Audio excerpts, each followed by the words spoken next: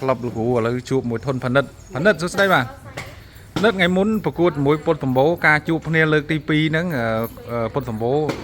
មិនដែរគាត់មានអីប្លែកច្រើនដែរឬក៏ដោយការជួបលើកមុននិយាយគឺគាត់ល្អជាងលើកមុនអញ្ចឹងល្អជាងមុនណាបាទប៉ុន្តែគាត់ធ្លាប់ចាញ់យើងលើកមុនដល់ពេលមកលើកនេះយើងនៅតែផ្ដួលដោយក្បាច់ដដែលឬក៏មិនអត់ដឹងដែរប៉ុន្តែគាត់ដូចជាគាត់បោះបង់ការប្រកួតដោយសារជើងក្រោមដែរថាចុះការលើកទី1លើកមួយវាមានចម្រងចម្រាស់ថាត្រូវចាប់ការពីអីអូអញ្ចឹងប៉ុន្តែលើកនេះយើងឈ្នះដាច់ហ្មងបាទហើយមួយរយៈនេះមិនដែរប៉ុន្តែដូចជាប់ឃើញប្រហោះមានពងរៀនផងការហាត់ផងអីបែងចែកគ្នាយ៉ាងម៉េចទៅរៀនផងហាត់ផងរៀនហើយហាត់ធម្មតាណាចិត្តចប់នៅប៉ុន្តែដូចរៀនច្បាប់ទៅអត់នៅ2ឆ្នាំទៅ2ឆ្នាំឥឡូវឆ្នាំទី2ហ្នឹងបាទហ្នឹងអូហើយរៀនមួយតៃហ្មងបាទទប់ណាក់មួយគ្នាហ្មងរៀនមួយគ្នាអូហើយរៀនច្បាប់ដូចគ្នា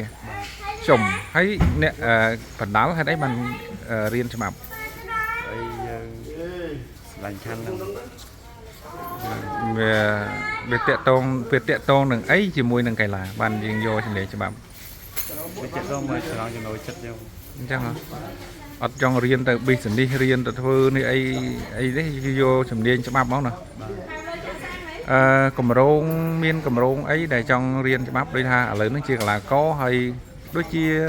ក្របខ័ណ្ឌទាហានផងតើអត់ទេប៉និតអត់មានទេអត់តមានទេអញ្ចឹងចូលរៀនច្បាប់គោលដៅថ្ងៃក្រោយចង់ធ្វើមេធាវីចង់ធ្វើអ្នកច្បាប់ឬក៏មិននៅជាក់ស្ដែងអញ្ចឹងអូបាទនេះកីឡាករកម្រិតបរិញ្ញាបត្រអរគុណប៉និត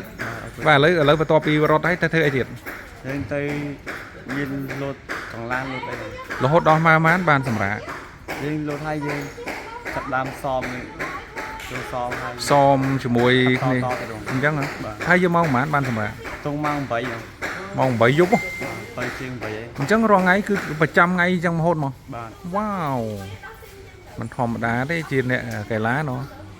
គឺយើងការងាររបស់យើងហ្នឹងគឺដឹងតែរត់ហ្វឹកហាត់ជាប្រចាំថ្ងៃអញ្ចឹងហ្មងបាទប៉និត